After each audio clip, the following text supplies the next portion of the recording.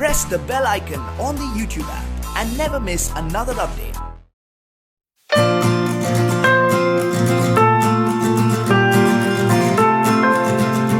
नमस्कार, फिनिक्स एज्युकेअरमध्ये तुमचं स्वागत आहे. 10वी महाराष्ट्र बोर्ड इतिहासाचा 8वा धडा पर्यटन आणि इतिहास. ह्या धड्यामध्ये आपण पर्यटनाची परंपरा, पर्यटन कसं सुरू झालं, त्यानंतर का आपण पर्यटन करतो, पर्यटनाचा प्रकार, वेगवेगळे प्रकारचे पर्यटन आपण करतो, त्यानंतर पर्यटनाचा विकास केल्यानंतर कसा फायदा होतो आपल्याला, त्यानंतर जतन कसं केलं पाहिजे, जे ऐतिहासिक ठिकाण आहेत किंवा ऐतिहासिक स्थळ आहेत त्यांचं जतन का केलं पाहिजे आणि कसं आपण जतन केलं पाहिजे, हे सर्व आपण बघणार आहोत. आणि त्यानंतर पर्यटनातून कशा प्रकारे रोजगार निर्माण होतात, कशा प्रकारे नोकरीच्या संधी निर्माण होतात, हे आपण बघणार आहोत.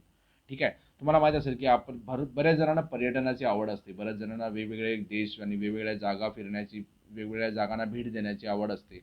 मग त्या आवडीमुळे आपण इतिहासाचा कसा अभ्यास करू शकतो आणि अशा अभ्यासामुळे आणि असे पर्यटन केल्यामुळे लोकांना रोजगार कसा उपलब्ध होऊ शकतो, हे आपण या धड्यामध्ये शिकणार आहोत. ठीक आहे. आपल्या देशात पर्यटनाची परंपरा प्राचीन काळापासून आहे. आता आपल्या देशामध्ये तुम्हाला माहीत असेल की आपण सुद्धा या आज वेगवेगळ्या कारणासाठी पर्यटन करतो. आपण सुट्टीमध्ये आपल्या गावी जातो किंवा आपण काही सण असतात तेव्हा आपल्या गावी जातो. काही जत्रा असतात आपल्या गावी किंवा काही आपल्या इकडे काही देवालय आहेत किंवा किंवा काही मंदिर आहेत, तिकडे आपण भेट देतो.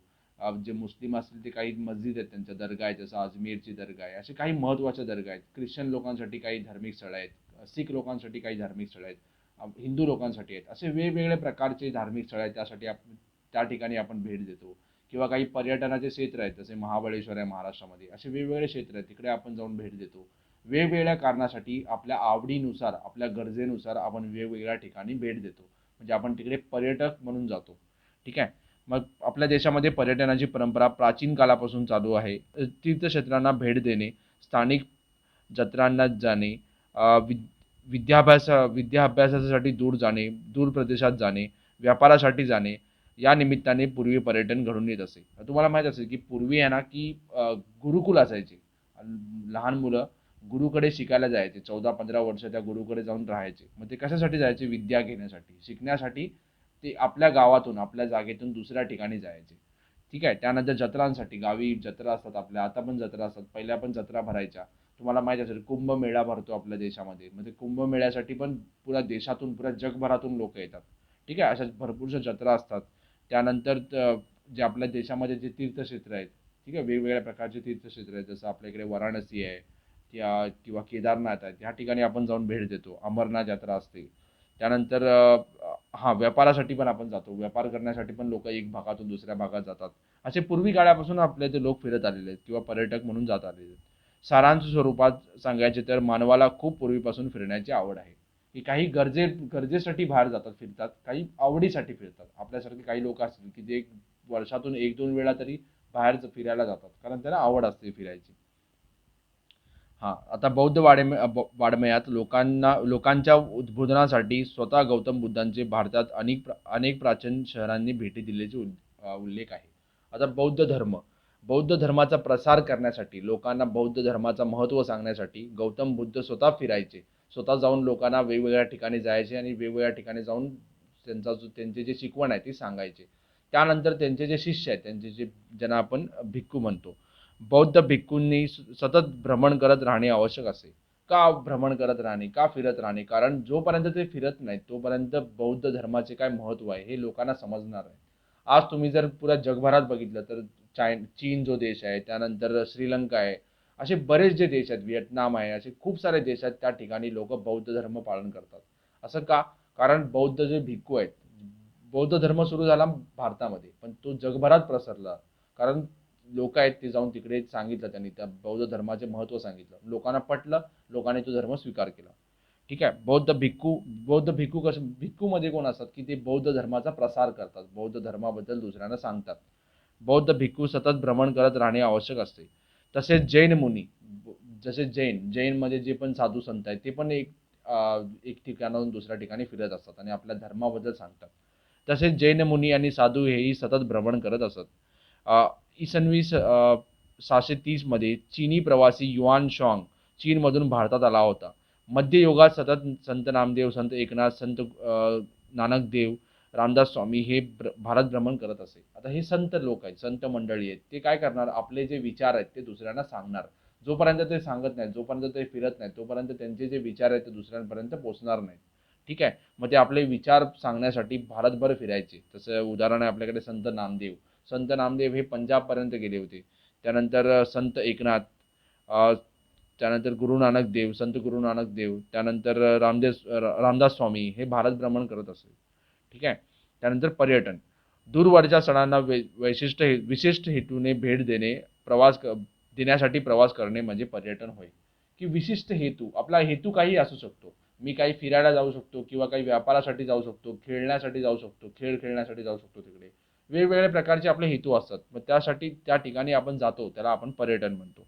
19व्या शतकाच्या उत्तरात थॉमस कुकने 600 लोकांचे लिस्टर ते लफ्टबरो अशी रेल्वेची ट्रिप आयोजन केली होती. रेल्वेची सहल आयोजित केली होती. आता हे काय झालं, की त्यांनी ठरवलं, त्यांनी एक एजन्सी सुरू केली. तुम्हाला आता माहीतच आहे, खूप साऱ्या टूर एजन्सी आहेत. तुम्ही टीव्हीमध्ये ॲडव्हर्टाईज पण बघत असाल. केसरी, वीणा वर्ल्ड, सचिन ट्रॅव्हल्स असे खूप सारे टूर एजन्सी आहेत. ते काय करतात, पर्यटन स्थळांना लोकांना घेऊन जातात. तिकडे त्यांना दाखवतात. सर्व त्यांचं प्लॅनिंग केलेलं असतं. तसंच थॉमस कुक ही आज खूप मोठी, जगभरातली सर्वात मोठी टूर एजन्सी आहे. ते काय करतात, पर्यटनाचे असे वेगवेगळे त्यांचे पॅकेज असतात, की तुम्ही 10 दिवस कुठे फिरा. मग ते पूर्ण प्लॅन केलेलं असतं त्यांचं, कुठे जायचं, कसं फिरायचं, त्यांचं सगळं मॅनेजमेंट केलेलं असतं. आपण फक्त पैसे भरायचे, मग ते आपल्याला फिरवून आणणार. त्याची सुरुवात कशी झाली? सुरुवात केली थॉमस कुकने. 600 लोकांची लिस्टर ते लफ्टबरो अशी रेल्वेची सहल आयोजन केली त्यांनी, की 600 लोकांना सुरुवात केली, 600 लोकांपासून. पूर्ण युरोपाच्या भव्य वर्तुळाकार सहल यशस्वीपणे घडवून आणली. त्यानंतर त्यांनी काय केलं, आपली जी सहल आहे ती वाढवली. की पहिले त्यांनी एका स्टेशन ते दुसऱ्या स्टेशनपर्यंत लोकांना नेलं, ती सहल केली. ते सक्सेसफुल झाल्यानंतर त्यांनी काय केलं, अजून मोठमोठ्या सहल आयोजन करायला सुरुवात केली. पूर्ण युरोपच्या भव्य वर्तुळाकार सहल यशस्वीपणे घडवून आणली. कुकने तिकीट विकण्याची एजन्सी व्यवसाय सुरू केला.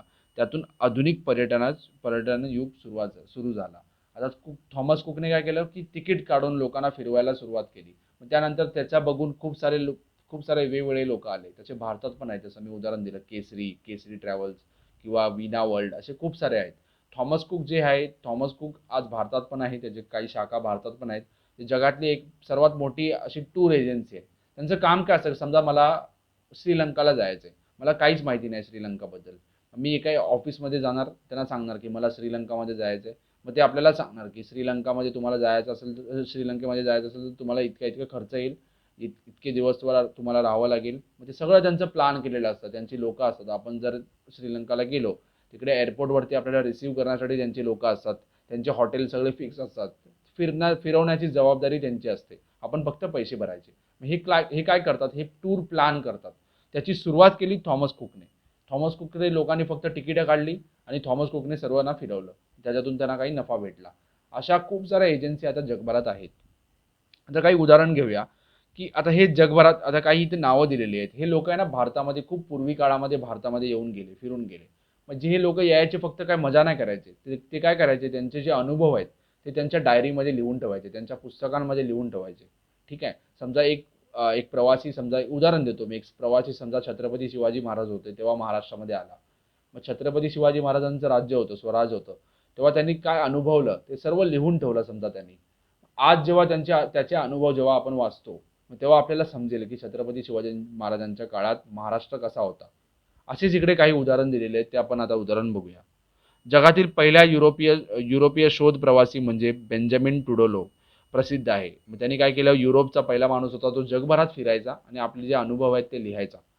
त्याचा जन्म स्पेनमध्ये झाला. 1159 ते 1173 दरम्यान त्याने फ्रान्स, जर्मनी, इटली, ग्रीस, सिरिया, अरबस्तान, इजिप्त, इराक, पर्शिया पहिलं नाव होतं, आता त्याचं नाव इराण आहे, भारत व चीन या देशांची भेटी दिल्या. बघा, आता त्यांनी इतके देश फिरला. मग त्या देशांमध्ये त्यांनी काय काय अनुभव केलं ते सर्व त्यांनी लिहिलं. मग आज जेव्हा आपण त्याचे अनुभव वाचतो, मग तेव्हा आपल्याला समजेल की त्या काळी भारत, इजिप्त हे सगळे देश आहेत ते कसे होते, त्याचे लोक कसे होते, राजा कसे होते, हे सर्व आपल्याला आज समजतं. म्हणजे आपल्याला त्या माणसाने तेव्हा पर्यटन केलं, त्याच्यामुळे आज आपल्याला त्या भागाचा इतिहास समजतो, की त्याने लिहून ठेवलंय की ते भाग कसे होते, तिकडे लोक कसे होते, राजा कसा होता. मग त्याच्या पर्यटनामुळे त्याने जे लिहून ठेवलं, त्याने जे अनुभवलं ते लिहून ठेवलं. मग त्याच्या ज्या पुस्तक आहेत किंवा त्याची जी डायरी आहे ती वाचल्यानंतर आपल्याला आज त्या भागाचा इतिहास समजतो. ठीक आहे. भारत व चीन या देशांना भेटी दिल्या. त्याने आपल्या प्रवासादरम्यान अनुभव दैनंदिनी म्हणजे काय असं एक डायरी असते, की रोज त्यांनी काय अनुभव केलं ते लिहून ठेवलं. ही दैनंदिनी इतिहासाचा महत्त्वाचा दस्तावेज आहे. समजा आज मी कुठे फिरायला जातो, समजा आज मी दिल्लीला जातोय, ठीक आहे. आणि आज तिकडे गेल्यानंतर मी व्हिडिओ बनवले, फोटो काढले, सर्व सर्व शूट करून आणलं आणि आता आपण काय करतो YouTubeवरती व्हिडिओ अपलोड करतो. असा मी अपलोड केला व्हिडिओ, ठीक आहे. 100 वर्षानंतर किंवा 50 वर्षानंतर कोणी जर तो व्हिडिओ बघितला, मग त्याला समजेल की 50 वर्षापूर्वी दिल्ली कशी होती किंवा मी मुंबईला गेलो तर मला समजेल की मुंबई कशी होती. ठीक आहे. मग ह्याच्यावरून आपल्याला समजतं की आपण पर्यटन करायला जातो, पण आपण काही माहिती जमा जमा करून आणतो, आपल्याकडे माहिती साठवून ठेवतो आणि भविष्यामध्ये जेव्हा त्या लोकांना माहिती ती भेटेल, मग तेव्हा त्यांना समजेल की ते भाग कसे होते, त्या भागाचा इतिहास कसा होता. तसंच बेंजामिन टुडलोनी केलं, की त्यांनी 1159 ते 1173 दरम्यान त्यांनी ह्या देशांना भेट दिली. मग देशांना भेट दिल्यानंतर त्यांनी फक्त काय तिकडे मजा नाही केली, त्यांनी लिहिलं. अनुभव जे आहेत ते त्या डायरीमध्ये लिहिले. आज जेव्हा त्याची डायरी आपण वाचतो, तेव्हा आपल्याला ह्या देशांचा इतिहास समजतो. तसा दुसरा उदाहरण आहे मार्को पोलो. 13व्या शतकातील मार्को पोलो हा इटालियन प्रवासी आशिया खंडात आणि विशेषतः चीन ओळख युरोपला करून दिली. म्हणजे मार्को पोलोनी काय केलं, चीनमध्ये भेट दिली. चीनमध्ये बरेच वर्ष तो राहिला, 17 वर्ष चीनमध्ये राहिला. मग त्यांनी काय केलं, चीनमध्ये जे त्याचे अनुभव होते ते सगळे त्यांनी लिहिले. ते सगळे अनुभव ते लिहून किंवा ते अनुभव जाऊन त्यांनी परत आपल्या युरोपमधल्या देशामध्ये जाऊन सांगितलं. मग जगभरातल्या लोकांना युरोपमधल्या लोकांना चीनबद्दल माहिती भेटली, की चीन देश कशा आहे ते माहिती भेटली. मग त्यानंतर तिकडून लोक चीनमध्ये यायला लागले, व्यवसायासाठी यायला लागले. तो 17 वर्ष चीनमध्ये राहिला. आशियातील निसर्ग, समाज जीवन, सांस्कृतिक जीवन आणि व्यापार याचा ओळख त्यांनी जगाला करून दिली. यातून युरोप व आशिया याच्यातील संवाद व व्यापार सुरू झाला. म्हणजे तो तिकडे गेला, त्याने सांगितलं की इकडची संस्कृती कशी आहे, इकडचे लोक कसे आहेत, इकडच्या लोकांना आपण कुठले कुठले पदार्थ विकले पाहिजेत किंवा कुठकुठल्या वस्तू विकल्या पाहिजेत. मग युरोपातले लोक चीनमध्ये किंवा भारतामध्ये किंवा आशिया खंडामधल्या लोकांचे संबंध वाढले. दुसरं एक नाव आहे इब्न बतूता. इस्लामी जगातील प्रदीर्घ सफर घडवून आणणारा 14व्या शतकातील प्रवासी म्हणजे इब्न बतूता. हे नाव लक्षात ठेवा. इब्न बतूता कुठे फिरला, हा इस्लामी जगातील फिरला. इस्लामी जे देश आहेत त्या देशांत फिरला. मार्को पोलो चीनमध्ये 17 वर्ष होता. ही नावं लक्षात ठेवा, नाही ते कुठे फिरले हे लक्षात ठेवा, हे खूप महत्त्वाचं आहे. त्यानंतर बेंजामिन टुडोलो हा कुठे फिरला, हे देश लक्षात ठेवा, एक 4-5 देश लक्षात ठेवा. आणि त्याचं महत्त्व काय, की तो 11व्या शतकात फिरला होता. आणि सर्व हे पर्यटक आहेत.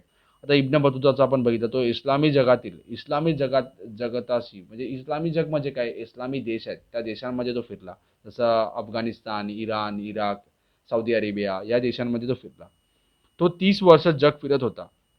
एकाच रस्त्याने 2 वेळा प्रवास करायचा नाही असे त्याचे धोरण होते, की एकाच रस्त्याने 2दा प्रवास नाही करायचा, एकाच रस्त्याने एकदाच. म्हणजे एकदा एका देशामध्ये गेलो की परत त्या देशामध्ये जायचं नाही, करायचं नाही, असा त्याचा धोरण होता. मध्ययुगाचा इतिहास आणि समाज जीवन समजण्याचे बौद्धाचे लेखन उपयोगी पडते. का आपल्याला मध्ययुगीन जग कसं होतं हे जर समजायचं असेल तर इब्न बतूताचे जे पुस्तक आहे त्याने जे लिहिलं आहे ते वाचलं की आपल्याला समजतं. त्यानंतर मार्केटर. आता मार्केटर कोण होता, 16व्या शतकातील गेरहार्ड मार्केटर हा जगाचा नकाशा आणि पृथ्वीचा गोल बनवणारा नकाशा आरेखक म्हणून प्रसिद्ध आहे. की नकाशा बनवणं पण एक कला असते. म्हणजे जे लोक नकाशा बनवतात त्याला आपण काय म्हणतो, नकाशा आरेखक म्हणून प्रसिद्ध आहे. त्यामुळे युरोपातील शोध मोहिमांना गती मिळाली. तुम्हाला माहिती आहे युरोपातील बरेच लोक हे जगभरातील भ्रमंती करायला निघाले. काही लोकांनी अमेरिकाचा शोध लावला, काही लोक भारतामध्ये आले, वास्को ड गामा भारतामध्ये आला. मग या अशा लोकांना फिरण्यासाठी नकाशा पाहिजे असतो. नकाशा जर त्यांच्याकडे असेल तर त्यांना माहीत पडतं की ही जागा कुठे आहे. एक अंदाज असतो त्यांच्याकडे, परफेक्ट नकाशा नसतो पण एक अंदाज असतो. त्या काळी परफेक्ट नकाशा नव्हता पण अंदाज होता. मग हा नकाशा स्वरूप पहिला कोणी बनवला, हा बनवला मॅर्कॅटरने. मग तुम्हाला प्रश्न येऊ शकतो की मॅर्कॅटर कोण होता, त्यांनी हा कोण होता, नकाशा आरेखक होता. ज्यांनी नकाशा जो बनवायचा तो होता. हे लक्षात असणं खूप महत्त्वाचं आहे तुमच्या. ठीक आहे. हे आपण आता बघितलं की थॉमस कुकने एजन्सी सुरू केली होती. हां, आता इकडे पण दिलेलं आहे की माझा प्रवास, हा पण महत्त्वाचा प्रश्न आहे. विष्णुदत्त गोडसे यांनी 1857 मध्ये जो स्वतंत्र समर होता भारताचा, की पहिला युद्ध आपण म्हणतो की ब्रिटिशांविरोधात आपण जो पहिला युद्ध लढलो होतो 1857मध्ये, स्वतंत्र समर होता 1857चा, त्या काळात विष्णुपद गोडसे यांनी प्रवास केला होता. ज्या भागांमध्ये ही लढाई चालली होती ब्रिटिशांच्या विरोधात, त्या भागामध्येच विष्णुपद गोडसे हे फिरत होते. मग त्यांनी त्यांचे जे अनुभव आहेत, ते अनुभव त्यांच्या डायरीमध्ये, त्यांच्या पुस्तकामध्ये लिहिलेले आहेत. मग आज जेव्हा त्यांचे पुस्तक आपण वाचतो, त्या पुस्तकाचं नाव आहे माझा प्रवास. हा जेव्हा पुस्तक वाचतो, तो पुस्तक वाचल्यानंतर आपल्याला 1857चा इतिहास समजतो, की 1857मध्ये कसं भारतीयांनी ब्रिटिशांच्या विरोधात लढाई दिली ते समजतं. म्हणजे तुम्हाला समजेल की काय होतंय, की ते प्रवासासाठी किंवा ते पर्यटक म्हणून तिकडे गेलेले फिरायला. पण त्यांनी काय केलं, पर्यटक म्हणून गेले, पण त्यांनी त्यांचे जे अनुभव आहेत ते लिहून ठेवले. मग ते लिहून ठेवल्यामुळे ते 150-200 वर्षापूर्वी त्यांनी जे अनुभवलं, ठीक आहे, ते लिहून ठेवलेलं आहे त्यांनी. आज जेव्हा ते आपण वाचतो तेव्हा आपल्याला त्या भागाचा इतिहास, त्या काळी कसा इतिहास होता, की त्या काळी लोक कसे राहत होते, कसे त्यांनी युद्ध लढले, कसे ते लढत होते आपल्या स्वातंत्र्यासाठी, ते आपल्याला आज समजतं. ठीक आहे, हे वाचून घ्या, हे खूप महत्त्वाचं आहे. त्यानंतर त्यांनी राणी लक्ष्मीबाई यांच्या जीवनाविषयी अनेक तपशील लिहिलेले आहेत, की राणी लक्ष्मीबाई कशा होत्या. मग त्यांचे पुस्तकं वाचल्यानंतर आपल्याला राणी लक्ष्मीबाई यांच्याबद्दल समजतं. हे वाचा, हे खूप सोपं आहे, पण हा प्रश्न पण खूप महत्त्वाचा आहे. विष्णुपद गोडसे यांचा पुस्तक आहे माझा प्रवास. ठीक आहे. 1857मध्ये जो स्वतंत्र समर झाला होता, प्रथम युद्ध म्हणतो आपण, भारतामध्ये जो प्रथम युद्ध लढला गेला आपल्या स्वातंत्र्यासाठी, त्या युद्धाबद्दल त्यांनी लिहिलेलं आहे. ठीक आहे, हा पहिला भाग झाला. आता आपण बघूया पर्यटनाचे प्रकार. पर्यटनाचे कोणकोणते वेगवेगळे प्रकार आहेत ते आपण बघूया. आधुनिक काळात पर्यटन हा एक स्वतंत्र असा स्थानिक, आंतरराज्य, राष्ट्रीय आणि आंतरराष्ट्रीय व्यवसाय झालेला आहे. आता स्थानिक स्थानिक म्हणजे कसं, एका शहरामध्ये मी एका ठिकाणी दुसऱ्या ठिकाणी जातोय. त्यानंतर काय आंतरराज्य म्हणजे काय, मी महाराष्ट्रामधून गुजरातमध्ये जातोय, महाराष्ट्रामधून पंजाबमध्ये जातोय, महाराष्ट्रामधून केरळमध्ये जातोय, हे काय झालं आंतरराज्य. नंतर राष्ट्रीय. राष्ट्रीय म्हणजे काय, सॉरी, राज्य म्हणजे काय, मी माझ्या राज्यामध्येच फिरतोय. म्हणजे मी पुण्यामधून नागपूरला जातोय, नागपूरमधून नाशिकला जातोय, म्हणजे माझ्या राज्यामध्येच फिरतोय. असे महाराष्ट्रामध्ये पण खूप खूप चांगले चांगले महत्त्वाचे पर्यटन स्थळ आहेत, आपण तिकडे गेलो पाहिजे.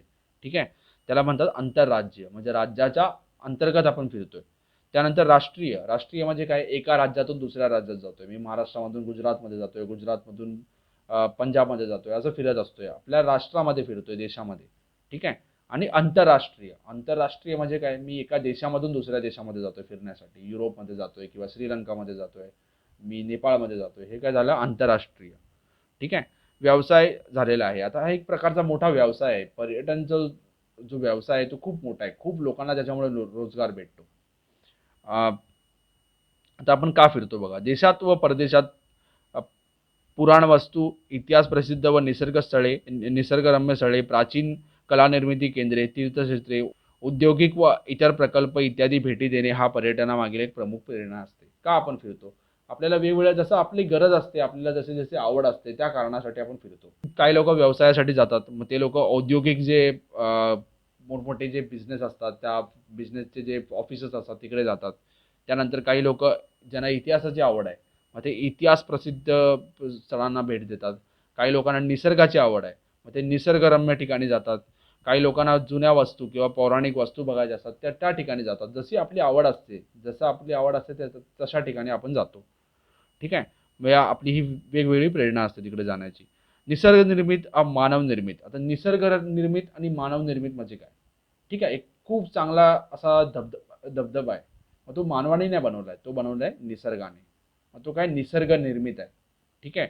त्यात समजा एक आपण उदाहरण घेऊया, की भारतामध्ये जे अंदमान निकोबार बेट आहे, तिकडे खूप सारे पर्यटन जातात. आता हे मानवानी बेट नाही बनवलेत, हे बनवलेत निसर्गाने. त्याला आपण म्हणतो निसर्गनिर्मित. निसर्गनिर्मित पर्यटन स्थळ. किंवा महाबळेश्वर आहे महाराष्ट्रामध्ये, तिकडे काय मानवाने नाही बनवलं आहे, निसर्गनिर्मित आहे. ठीक आहे. आता दुसरा उदाहरण घेऊया आपण, सरदार पटेल यांचा जो स्टॅच्यू आहे, त्यांचा जो पुतळा आहे, स्टॅच्यू ऑफ युनिटी, हा मानवाने बनवला आहे, माणसाने बनवला आहे. ठीक आहे, म्हणजे तो पण एक पर्यटन स्थळ आहे. मग मानवनिर्मित आणि निसर्गनिर्मित. मग वेगवेगळे ठिकाण, वेगवेगळ्या प्रकारचे पर्यटन असतात, पर्यटन स्थळ असतात, आणि आपण आपल्या आवडीनुसार तिकडे जाऊन भेट देतो. या गोष्टीमध्ये रम्यता व भव्यता याचा प्रत्यक्ष अनुभव घेण्याची इच्छा जगभराच्या पर्यटकांना असते. त्यामुळे हिमशिखरे म्हणजे काय, उंच जे मोठमोठे डोंगर असतात, जसं माउंट एव्हरेस्ट आहे, एव्हरेस्ट शिखर आहे, त्या शिखरावरती पण खूप सारे लोक जातात. पण तिकडे जाण्यासाठी खूप मेहनत घ्यावी लागते, खूप तयारी करावी लागते. माशा तयारी असणाऱ्या किंवा जे फिजिकली फिट असतात लोक, एकदम फिट असतात, त्या लोकांनाच तिकडे जायला परवानगी असते. त्यानंतर समुद्रकिनारे, वेगवेगळे जगप्रसिद्ध समुद्रकिनारे आहेत, त्या ठिकाणी पण लोक जातात. गोवामध्ये पण खूप सारे लोक आपल्या जगभरातून येतात. त्यानंतर घनदाट जंगलमध्ये पण लोक जातात, तिकडे प्राणी बघण्यासाठी लोक जातात. पहिले लोक जायचे नाही इकडे, पण आता जायला लागलेत. लोकांना आवड निर्माण झाली आणि लोक तिकडे जायला लागलेत. त्यानंतर दृकश्राव्य प्रसार माध्यमातून कार्यक्रम तयार होऊ लागलेत. आता दृकश्राव्य म्हणजे काय, ऑडिओ व्हिज्युअल, की आपले वेगवेगळे डॉक्युमेंटरी बनायला लागलेत, व्हिडिओ बनायला लागलेत. मग त्यामुळे आपल्याला वेगवेगळ्या जगभरातले वेगवेगळे स्थळ आपल्याला दिसतात. तुम्हाला माहीत असेल डिस्कवरी, नॅशनल जिओग्राफिक हे चॅनल आहेत. त्या चॅनलवरती आपल्याला वेगवेगळ्या जगभरातल्या वेगवेगळ्या चांगल्या चांगल्या गोष्टी हे दाखवल्या जातात. ते बघून आपल्याला आवड निर्माण होते. टी व्हीवरती बघणे, मोबाईलमध्ये बघणं वेगळं असतं आणि आपण स्वतः प्रत्यक्ष जाऊन बघणं वेगळं असतं. काही लोकांना तिकडे जाण्याची इच्छा निर्माण होते, व्हिडिओ बघून किंवा फोटो बघून. मग त्यामुळे आपण तिकडे जातो आणि भेट देतो. म्हणजे समजा मी ताजमहलचा फोटो बघितला आणि ताजमहलचा व्हिडिओ बघितला आणि मी ताजमहल स्वतः जाऊन बघितला, म्हणजे यामध्ये खूप फरक असतो. आपल्याला एक फोटो आवडला, व्हिडिओ आवडला, की आपण तिकडे जातो आणि त्या भागाला भेट देतो. अ, प्रसारमाध्यमातून अनेक कार्यक्रम होऊ लागलेत. ठीक आहे, पर्यटनाचे कार्यक्रम होऊ लागलेत. पर्यटनाचे स्थानिक, आंतरराज्य, आंतरराष्ट्रीय, धार्मिक, ऐतिहासिक, आरोग्यपूरक, विज्ञान, कृषी, नैमित नैमित्तिक, क्रीडा, पर्यटन असे ढोबळ मनाने प्रकार पडतात. आता आपण एक एक प्रकार बघूया. मी पटापट सांगतो तुम्हाला. स्थानिक व आंतरराज्यीय पर्यटन म्हणजे आता आपण काय करतोय, एका राज्यामध्येच फिरतोय. मग त्यासाठी मला कुठल्या डॉक्युमेंटची गरज नाही आहे. ठीक आहे, तिकीट काढलं, मी कुठेही जाऊन फिरू शकतो. हा प्रवास सुलभ असतो. तो देशातल्या देशात असल्याने त्यात भाषा, तर मी महाराष्ट्रात फिरतोय, तर महाराष्ट्रात सर्वांना मराठी येते. मग मला मराठी भाषा आली की मला काही भाषेचा अडचण येणार नाही, मी फिरू शकतो. भाषा, चलन म्हणजे काय, पैसे. तर भारतामध्ये सर्वत्र रुपया चालतो, मग काय गरज नाही मला पैसे बदलायची, आपण फिरू शकतो. चलन, कागदपत्रे याचा फारसा अडथळा नसतो. विशेष म्हणजे आपल्याला उपलब्ध असलेल्या वेळाप्रमाणे आपण त्याचं नियोजन करू शकतो. ठीक आहे, आता हे नियोजन कसं करू शकतो, हे आंतरराष्ट्रीय पर्यटनामध्ये नियोजन का नाही करू शकत, आपल्याला दुसऱ्यावरती अवलंबून राहावं लागतं. पण इकडे नाही आहे. तर मला उद्या वाटलं की पर्यटनात मला मला उद्या पंढरपूरला जायचं आहे, तर मी जाऊ शकतो, कोण मला अडवू शकत नाही. त्यासाठी मला कोणाची परमिशनची गरज नाही आहे. आता आपण सध्या नाही फिरलं पाहिजे, कारण आता कोरोना व्हायरस वगैरे चालू आहे. पण ह्याच्या आधी मला कुठे वाटायचं तिकडे मी जाऊ शकतो, काही परवानगीची गरज नाही आहे. काही ठिकाण आहेत भारतामध्ये जिकडे आपल्याला परवानगीची गरज असते, पण काही ठिकाणी परवानगीची गरज नाही आहे. आपण कुठेही जाऊ शकतो. आपली इच्छा असेल, आपल्याकडे पैसे असतील, आपल्याकडे गाडी असेल, तर आपण जाऊ शकतो. त्यानंतर आंतरराष्ट्रीय पर्यटन. आंतरराष्ट्रीय म्हणजे काय, की आता मला एका देशातून दुसऱ्या देशामध्ये जायचं आहे. म्हणजे मला आता भारतामधून अमेरिकामध्ये जायचं आहे, भारतामधून मला अमेरिकेमध्ये जायचं आहे, किंवा भारतामधून ब्रिटनला जायचं आहे, लंडनला जायचं आहे. मी आता उद्या बॅग भरून नाही जाऊ शकत. त्यासाठी मला परवानगी पाहिजे. त्यासाठी मी त्या देशाची परवानगी मला पाहिजे. त्याला बोलतात विजा, की आपल्याला त्या देशाचा विजा पाहिजे. त्या देशाने आपल्याला परवानगी दिली पाहिजे, की तुम्ही आमच्या देशामध्ये येऊ शकता. आणि ते देश परवानगी काही कालावधीसाठी देतात, की तुम्ही 2 महिने राहू शकता किंवा 3 महिने राहू शकता. ठीक आहे, परवानगी असल्याशिवाय आपण जाऊ शकत नाही. तिकडे जाण्यासाठी आपल्याकडे पासपोर्ट असणं खूप गरजेचं आहे. आपलं जे सरकार पासपोर्ट देतं, ते पासपोर्ट जर आपल्याकडे नसेल तर जाऊ शकत नाही आपण. परत मला विमानाचं तिकीट काढावं लागेल, तिकीट पहिला बुक करावं लागेल, मला विजा पाहिजे, तिकडची परवानगी पाहिजे, पासपोर्ट पाहिजे. तर समजा मी भारतामधून अमेरिकेमध्ये जातोय, भारतामध्ये जर रुपया चालतो, अमेरिकेमध्ये रुपया चालत नाही, तिकडे डॉलर चालतात. मग मला काय करावं लागेल, भारतामधून काही पैसे न्यावे लागतील, तिकडे डॉलर्समध्ये बदलून न्यावे लागतील, किंवा इकडून पैसे मी नेणार, रुपया नेणार आणि तिकडे बदली करणार. मग खूप सारे अडथळे आहेत, खूप सारे आपल्याला डॉक्युमेंट द्यावे लागतात, खूप सारे प्रूफ द्यावे लागतात. तसं भारतामध्ये फिरण्यासाठी आपल्याला नाही लागत. काही राज्यांमध्ये लागतं डॉक्युमेंट, काही राज्यांमध्ये लागतात, पण बहुतेक देशामध्ये आपण फिरू शकतो. पण तसं नाही आहे आंतरराष्ट्रीय पर्यटनमध्ये, तसं नाही आहे. आंतरराष्ट्रीय पर्यटनामध्ये आपल्याला खूप साऱ्या कागदपत्रांची गरज आहे. आंतरराष्ट्रीय पर्यटन, जहाज, रेल्वे, विमान यामुळे आंतरराष्ट्रीय पर्यटन करणे पूर्वीपेक्षा सोपे झाले आहे. आणि आता तिकीट पण खूप कमी झाले आहेत. पूर्वी खूप महाग होते विमानाचे तिकीट. आता जहाजाने पण आपण जाऊ शकतो, जहाजाने पण जाऊ शकतो आपण. जहाजांमुळे समुद्रकिनाऱ्यावरचे देश जोडले गेले. रेल्वेच्या रुळाने युरोप जोडला गेला. आता युरोपमधून एका देशामधून दुसऱ्या देशामध्ये आपण जाऊ शकतो, फिरू शकतो युरोपमध्ये. भारतामधून पाकिस्तानला रेल्वे जाते, भारतामधून बांगलादेशला रेल्वे जाते. पण त्यासाठी पण परत आपल्याला परवानगीची गरज असते. ठीक आहे, पण असं नाही युरोपमध्ये नाही आहे. युरोपमध्ये आपण फिरू शकतो, एका देशामधून दुसऱ्या देशामध्ये जोडले गेलेले आहेत, ते रेल्वे रुळाने जोडले गेलेले आहेत. ठीक आहे, विमानाने जग जवळ आलेले आहे. आर्थिक उदारीकरणामुळे काय झालं, लोकांकडे पैसा आला. लोकांकडे पैसा आला तर लोकं पैसे खर्च करतात आणि खर्च करण्यासाठी ते फिरण्यासाठी पण जातात, फिरण्यासाठी पण खर्च करतात. भारतातून परदेशात जाणाऱ्यांची आणि परदेशातून भारतात येणाऱ्यांची संख्या वाढली आहे. अभ्यास तर अभ्यास करण्यासाठी पण काही लोकं जातात, काही लोकं शिकण्यासाठी बाहेर जातात. आपल्या देशामध्ये पण बाहेरून लोकं शिकण्यासाठी येतात. त्यानंतर विरंगुळा म्हणजे काय, आपल्या बिझी शेड्यूलमधून, बिझी जो आपला टाईम चालू आहे त्यामधून आपला थोडा टाईम काढण्यासाठी आपण फिरायला जातो. त्यानंतर स्थळदर्शन, तो स्थळ बघण्यासाठी तिकडे जातो. व्यावसायिक काम व्यावसायिक काम असतात, मीटिंग असतात, बिझनेस मीटिंग असतात, त्यासाठी पण लोकं जातात बाहेर फिरायला. त्यानंतर चित्रपटाचे चित्रीकरण. तुम्हाला माहीत असेल की भारतामधले बहुतेक चित्रपट किंवा खूप चित्रपट हे बाहेर शूटिंग होते त्या चित्रपटांची. मग त्या चित्रपटांच्या शूटिंगसाठी लोकं बाहेर जातात. तुम्ही जर जुने पिक्चर बघत असाल, शाहरुख खान यांचे पिक्चर बघत असाल किंवा जुने जे पिक्चर आहे शाहरुख खानचे, दिलवाले दुल्हनिया ले जाएंगे, असे खूप सारे पिक्चर आहेत त्यांची शूटिंग युरोपमध्ये झाले. स्वित्झर्लंड जो देश आहे हा भारतातील लोकांना चित्रपटांमुळे समजला, की शाहरुख खान आणि यांच्या खूप साऱ्या चित्रपटांची शूटिंग तिकडे व्हायची. मग ते शूटिंग बघितल्यामुळे लोकांना स्वित्झर्लंड दिसलं आपल्याकडे आणि आपले खूप सारे लोक तिकडे जायला लागले. यश चोप्रा तुम्हाला माहीत असेल, ज्यांनी दिलवाले दुल्हनिया ले जाएंगे या पिक्चरचं डिरेक्शन केलं होतं. त्यांचा पुतळा स्वित्झर्लंडमध्ये लावलेला आहे. कारण त्या देशाला वाटलं की ह्या यश चोपडांमुळे आपल्या देशाची ओळख भारताला झाली आणि भारतातील खूप सारे पर्यटक स्वित्झर्लंडला आले. मग त्यांचा गौरव करण्यासाठी त्यांनी त्यांचा पुतळा लावला आहे. असे खूप सारे लोक चित्रपटाच्या शूटिंग बघून आता खूप साऱ्या वेगवेगळ्या देशांमध्ये सुद्धा सुद्धा चित्रपटांची शूटिंग होते आणि लोक तिकडे भेट द्यायला जातात. ठीक आहे. चित्रपटांचे चित्रीकरण यासारख्या कामांसाठी देश विदेशात येणाऱ्या जाणाऱ्या पर्यटकांचं प्रमाण वाढलं आहे. ऐतिहासिक पर्यटन संपूर्ण जगभरात हा एक महत्त्वाचा पर्यटन प्रकार आहे. लोकांचे इतिहासाच्या संदर्भात कुतूहल लक्षात घेऊन ऐतिहासिक पर्यटन सहलीचे आयोजन केले जाते.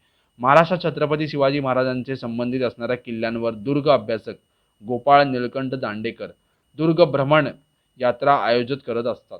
दुर्ग म्हणजे काय, किल्ले बघण्यासाठी. तर किल्ले बघून फक्त आपल्याला काय भेटणार नाही. ठीक आहे, पण किल्ला समजला पाहिजे आपल्याला, की शिवाजी महाराजांनी किल्ले इकडेच का बांधले, त्यांनी असाच का बांधला किल्ला, त्याची निर्मिती कशी होती, त्याच्या मागे काय विचार होता. खूप महत्त्वाचे खूप खूप खोल असे त्यांचे विचार होते. किल्ल्याचा दरवाजाच ह्या भागात काय आहे, किल्ल्याचा दरवाजा लहानच काय आहे, किल्ल्याचा दरवाजा सरळच का नाही आहे. त्यांनी वेगवेगळे असे, तुम्ही जर रायगडला गेला तर तुम्हाला समजेल की किती त्यांनी विचार करून हा किल्ला बांधलेला आहे. ठीक आहे, मग त्यावरून आपल्याला समजतं की ते किती महान राजा होते, किती त्यांचे विचार किती चांगले होते. हे आपल्याला कधी समजतं जेव्हा आपण कोणा अभ्यासकाबरोबर जातो, की कोण जाणकार माणूस असेल त्याच्याबरोबर जर आपण गेलो, मग जो चांगली माहिती आपल्याला देतो. तसंच एक उदाहरण आहे गोपाळ निळकंठ दांडेकर. हे दुर्ग भ्रमण म्हणजे काय, फिरणे. दुर्ग म्हणजे काय, किल्ल्यांचा भ्रमण यात्रा आयोजित करत असतात. भारतीय पातळीवर राजस्थानातील किल्ले, महात्मा गांधी आणि आचार्य विनोबा भावे यांचे संबंधित आश्रम, तर राजस्थानातील वेगवेगळे किल्ले आहेत. राजस्थानचे जे किल्ले आहेत ना, हे राजवाडे आहेत मोठमोठे. महाराष्ट्रातील जे शिवाजी महाराजांचे किल्ले आहेत, छत्रपती शिवाजी महाराजांचे किल्ले आहेत, ते काय राजवाडे नाही आहेत. ते युद्ध लढलेले किल्ले आहेत. त्या युद्धांवरती विदेशी जे होते, विदेशी नाही, शत्रू होते, त्यांनी हल्ला केलेला आहे. हा आपल्यासाठी खूप गौरवाची गोष्ट आहे, की शत्रूचा हल्ला झाला आहे आपल्यावरती. आपल्या लोकांनी लढून ते किल्ले वाचवलेले आहेत. राजस्थानचे बरेचसे किल्ले तिकडे काही लढाई वगैरे झाली नाही आहे, म्हणून ते आज चांगल्या स्थितीत आहेत. महाराष्ट्रामध्ये किल्ले चांगल्या स्थितीत नाही आहेत. आपल्या सरकारने पण त्याच्याकडे दुर्लक्ष केलेलं आहे. ठीक आहे, त्यांनी लक्ष दिलं पाहिजे, की हे गौरव आहेत आपल्या देशाचे किंवा आपल्या महाराष्ट्राचे. शिवाजी महाराजांचा इतिहास आपल्याला समजतो त्याच्यावरून. मग ह्या किल्ल्यांना आपण जर भेट दिली, मग त्याच्यावरून आपल्याला समजतं की किल्ल्यांचं काय महत्त्व होतं. की असे खूप सारे किल्ले आहेत. जसा एक किल्ला आहे दापोलीजवळ सुवर्णदुर्ग. तो किल्ला छत्रपती शिवाजी महाराजांनी समुद्रात बांधलेला किल्ला आहे. असे खूप सारे किल्ले आहेत जे शिवाजी महाराजांनी स्वतः बांधले. वा त्याचं महत्त्व खूप खूप महत्त्व आहे इतिहासामध्ये. ते आपण जेव्हा किल्ले बघतो तेव्हा आपल्याला समजतं की का इकडे बांधलेत, कसे बांधलेत, त्याच्यामागे काय विचार आहेत आणि अजून हे किल्ले असेच का टिकून आहेत. कसा मटेरियल वापरला त्यासाठी, त्यांचं काय विचार होतं आणि किल्ला बांधण्यासाठी किती खर्च आला, कसे कष्ट लोकांनी घेतले आणि छत्रपती शिवाजी महाराजांचे विचार आणि त्यांचे जे पद्धत आहे काम करण्याची, हे सगळं आपल्याला समजते. मग इतिहासाचा अभ्यास करण्यासाठी आपण पर्यटक म्हणून तिकडे जातो. महात्मा गांधी आणि आचार्य विनोबा भावे. आता महात्मा गांधी आणि आचार्य विनोबा भावे हे पण ऐतिहासिक लोक आहेत किंवा इतिहासामध्ये त्यांचं मोठं नाव आहे. मग त्यांचे जे आश्रम होते, महात्मा गांधींचे असे दोन महत्त्वाचे आश्रम आहेत. एक आहे महाराष्ट्रामध्ये सेवाग्राम आश्रम आणि दुसरा आहे साबरमती आश्रम गुजरातमध्ये. हे जे आश्रम आहेत त्यांचे, त्या ठिकाणी आपण जर गेलो तर महात्मा गांधी ज्या ज्या गोष्टी वापरायचे त्या तिकडे ठेवलेल्या आहेत, जतन केलेल्या आहेत. तसंच विनोबा भावेंचे पण जे आश्रम आहेत तिकडे आपण गेलो की आपल्याला त्या काळातील महात्मा गांधी कसे राहायचे, त्यांचे काय इतिहास होता, त्यांनी कोणकोणत्या महत्त्वाच्या बैठका केल्या, या सगळ्यांची माहिती तिकडे दिलेली आहे. किंवा ते कोणत्या वस्तू वापरायचे हे सगळं तिकडे ठेवलेलं आहे. 1857च्या स्वातंत्र्य लढ्याशी संबंधित स्थळे अशाही ऐतिहासिक ठिकाणांची सहल आयोजित केली जाते, की 1857मध्ये जो स्वातंत्र्य समर झाला तो उत्तर भारतात झाला होता. मग त्याचे जे महत्त्वाचे जागा होते, मेरठ असे महत्त्वाच्या जागा होत्या, किंवा झाशी होती, ग्वाल्हेर होता, दिल्ली होती. मग त्या ठिकाणी जिकडे लढाई झाली, मग त्या ठिकाणी ते जे ठिकाण आहेत त्यांना पण ऐतिहासिक स्थळ म्हणून आपण तिकडे भेट देतो. भौगोलिक पर्यटन या विविध भौगोलिक विशिष्ट निरीक्षणासाठी पर्यटन केले जाते. अभयारण्य, व्हॅली ऑफ फ्लॉवर्स, उत्तराखंडमध्ये व्हॅली ऑफ फ्लॉवर आहे. ठीक आहे, जसं महाराष्ट्रामध्ये कास पठार आहे, की काही एक काळ असतो तिकडे ते फुलझाडे येतात, झाडांना फुले येतात. ठीक आहे, असेच महाराष्ट्रामध्ये आहे कास पठार, तसंच उत्तराखंडमध्ये आहे व्हॅली ऑफ फ्लॉवर्स. व्हॅली म्हणजे काय, डोंगराच्या वरती असे खूप सारे फुलं येतात. एक काही काळ असतो, काही विशिष्ट काळ असतो तेव्हा खूप सारे फुल येतात.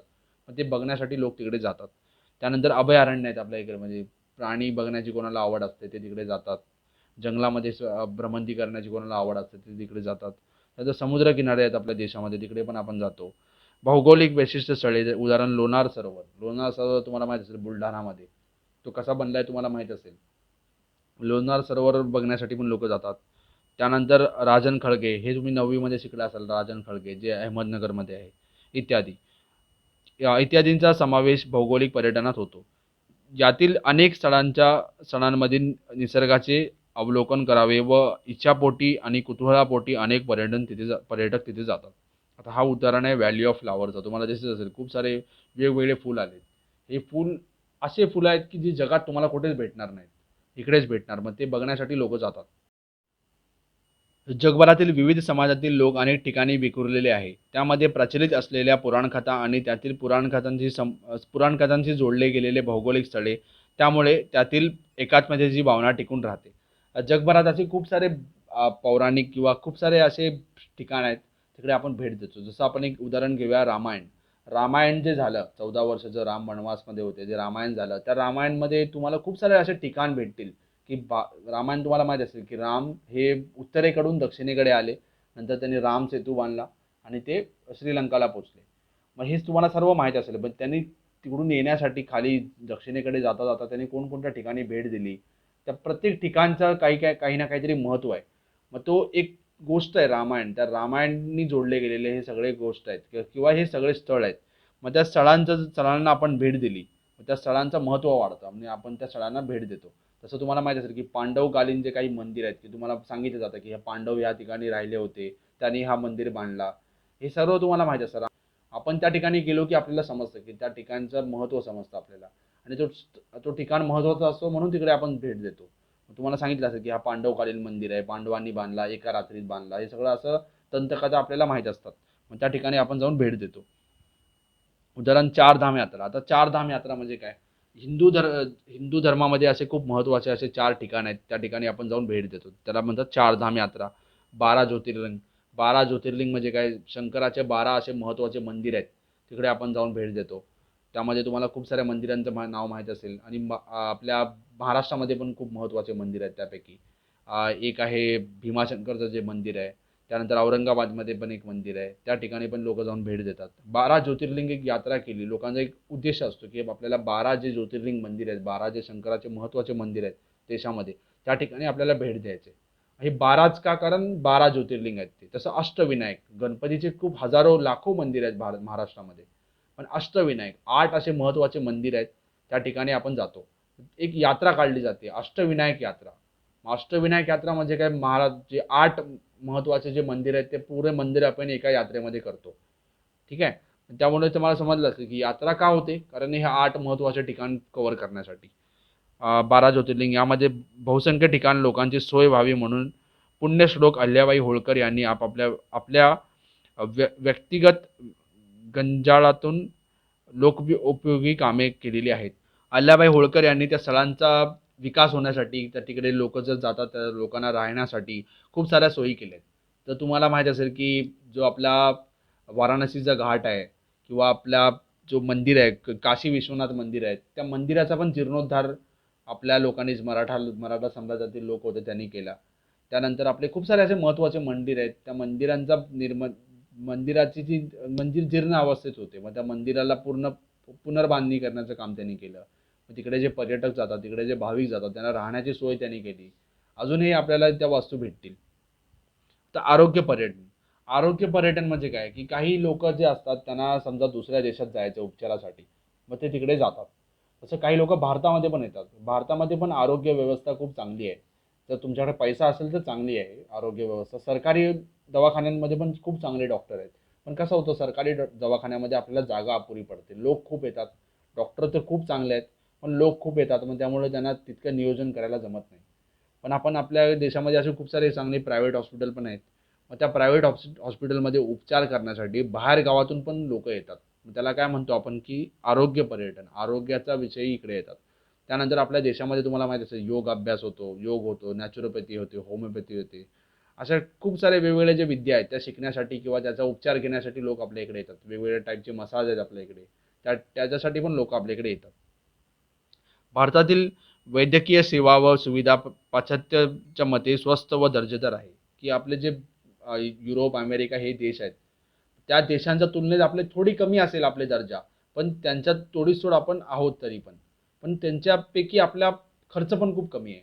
म्हणून काही लोक आपल्या देशामध्ये येतात. या कारणास्तव परदेशी लोक भारतात येऊ लागले आहेत. भारतात मुबलक सूर्यप्रकाश उपलब्ध असतो. त्याचा लाभ घेण्यासाठी कितीतरी लोक भारतात येतात. अ, योग्य शिक्षण योग शिक्षण आणि आयुर्वेदिक उपचारासाठी परदेशी पर परदेशी पर्यटक भारतामध्ये येतात, की आयुर्वेदात शिकण्यासाठी, त्यानंतर योगा शिकण्यासाठी. ठीक आहे. आणि काही जे देश आहेत तिकडे जास्त सूर्यप्रकाश नसतो, जे उत्तर ध्रुवाकडे देश आहेत, त्या भागातील लोक पण आपल्याकडे पर्यटन म्हणून येतात. असे खूप सारे उदाहरण आहेत आपल्याकडे. कृषी पर्यटन म्हणजे काय, काही जे लोक आहेत जे शहरात राहतात त्यांना समजायचं असतं की शेती कशी होते. मग ते शेती शिकण्यासाठी, शेतीचा अनुभव घेण्यासाठी काही ठिकाणी भेट देतात. अशा शेतकऱ्याने पण असे खूप सारे असे त्यांचे जे शेत आहेत, त्या शेताच्या आसपासच त्यांनी चांगली चांगली घरं बांधलेली आहेत. त्यांनी एक टुरिस्ट स्पॉट बनवलेला आहे, की तिकडे तुम्ही ते जातात आणि लोक ते बघू शकतात. असे कृषी विद्यापीठ पण आहेत. ठीक आहे. आणि काही आपले शेतकरी सुद्धा बाहेर जाऊन शिकण्यासाठी, समजा शेतकऱ्याला आपलं उत्पादन वाढवायचं आहे.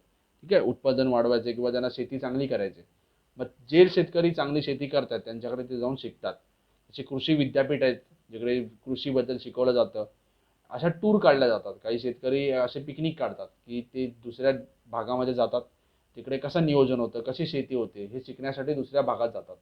इस्रायल हा देश आहे. इस्रायलमध्ये कमी पाण्यामध्ये खूप चांगली शेती होते. मग आपल्या देशातील काही शेतकरी आहेत, ज्यांच्याकडे थोडा पैसा आहे ते शेतकरी आहेत. ते इस्रायलला जातात, तिकडे शिकतात की ते कशी शेती करतात आणि ते शिकल्यानंतर आपल्या देशामध्ये ते लागू करण्याचा प्रयत्न करतात. इकडे सगळं इकडे दिलेलं आहे. त्यानंतर क्रीडा पर्यटन तुम्हाला माहीत असेल, की क्रीडाचे जे आता आपलं सोपं उदाहरण आहे, की आपल्या देशामध्ये आता कोरोना व्हायरस वाढल्यामुळे आपल्या इकडे IPL नाही झालं. मग आपलं IPL कुठे गेलं? आपलं IPL गेलं दुबईमध्ये. म्हणजे आपल्या देशामधील जे सगळे खेळाडू आहेत किंवा दुसऱ्या देशामधले जे खेळाडू आहेत, ते सगळे आता गेलेत दुबईला. सगळे दुबईला गेलेत. म्हणजे काय झालं, की या देशामधून ते पर्यटक म्हणून दुबईला गेले. पण त्यांचा उद्देश काय होता? त्यांचा उद्देश होता क्रिकेट खेळणे. असे खूप सारे उदाहरण आहे तिकडे. क्रीडा पर्यटन हा 20व्या शतकातील उदयास आलेला प्रकार आहे.